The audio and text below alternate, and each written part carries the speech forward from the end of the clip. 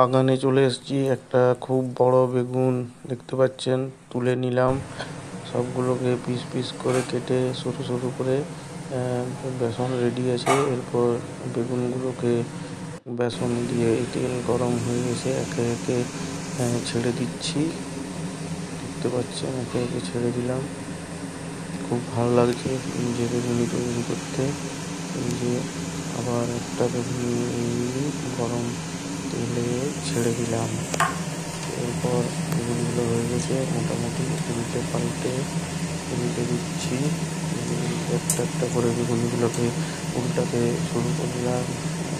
দুই পিঠটা যাতে ভালোভাবে একটু ভাজা হয়ে যায়। মোটামুটি হয়ে গেছে।